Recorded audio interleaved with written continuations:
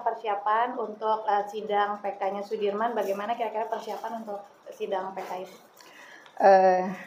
Sudirman alhamdulillah tadi saya tengokin juga secara ini sih sudah siap, karena memang Sudirman kan sejak dikembalikan ke Lapas Cirebon itu sudah dilindungi LPSK, dan tadi juga ada asesmen dari, jadi kayak pendampingan dari psikolog.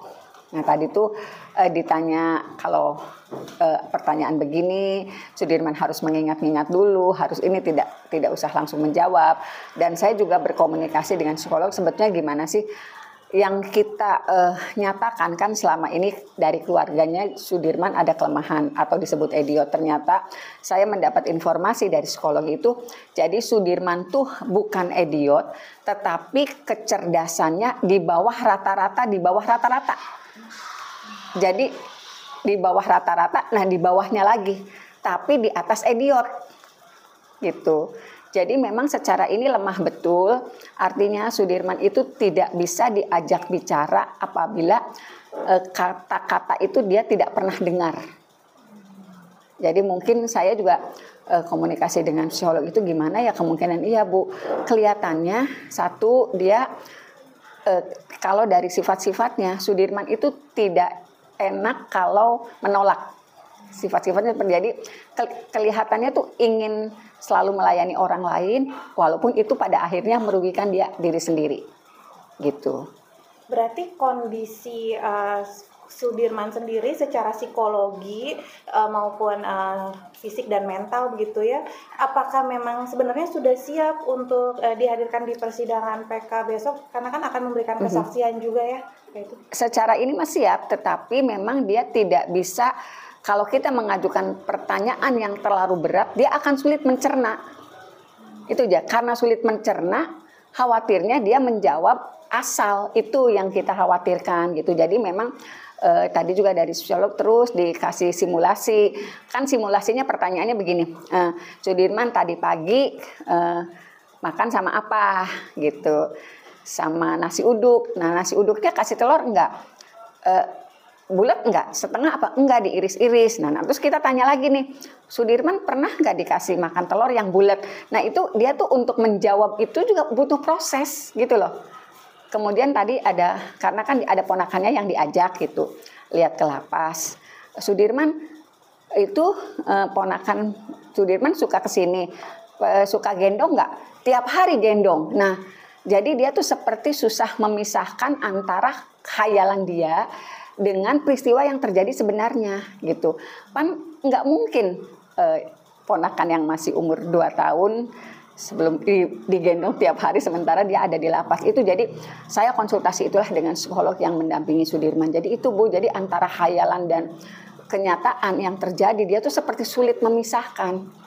Gitu, itulah sebabnya mungkin ya mohon maaf karena selama ini juga dia dalam tekanan yang luar biasa, kemudian ketika Peggy tertangkap juga masukan ke dia luar biasa, seolah-olah dia pelakunya, dia ikut memukul. Jadi kadang-kadang kita susah memisahkan antara kenyataan yang dia alami dengan kondisi yang dimasukkan dari orang-orang tertentu gitu loh. Saya nggak ngerti bahasa itunya apa gitu, cuman memang ada pemahaman seperti itu, dan kita terus-menerus psikolog juga melakukan pendampingan, tetapi tidak pada perkara ini, jadi pada peristiwa sehari-hari lah.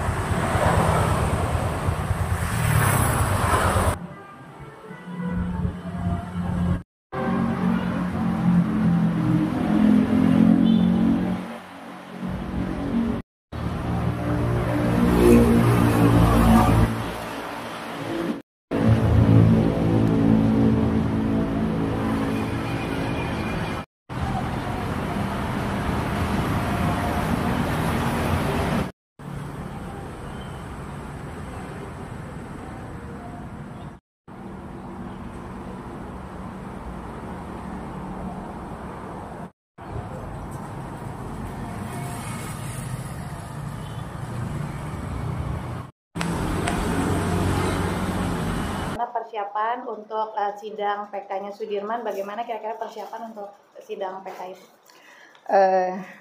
Sudirman alhamdulillah tadi saya tengokin juga secara ini sih sudah siap, karena memang Sudirman kan sejak dikembalikan ke Lapas Cirebon itu sudah dilindungi LPSK, dan tadi juga ada asesmen dari, jadi kayak pendampingan dari psikolog. Nah tadi tuh ditanya kalau pertanyaan begini, Sudirman harus mengingat-ingat dulu, harus ini tidak usah langsung menjawab.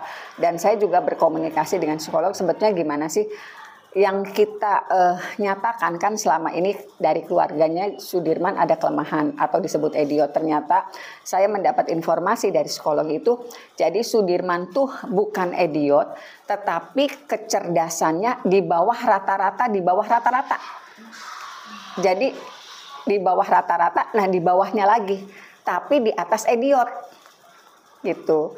Jadi memang secara ini lemah betul, artinya Sudirman itu tidak bisa diajak bicara apabila kata-kata itu dia tidak pernah dengar.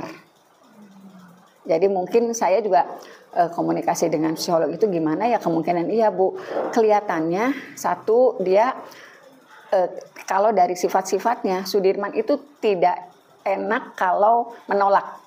Sifat-sifatnya terjadi kelihatannya tuh ingin selalu melayani orang lain, walaupun itu pada akhirnya merugikan dia diri sendiri gitu. Berarti kondisi Sudirman sendiri secara psikologi maupun fisik dan mental begitu ya, apakah memang sebenarnya sudah siap untuk dihadirkan di persidangan PK besok, karena kan akan memberikan kesaksian juga ya, kayak itu. Secara ini masih siap.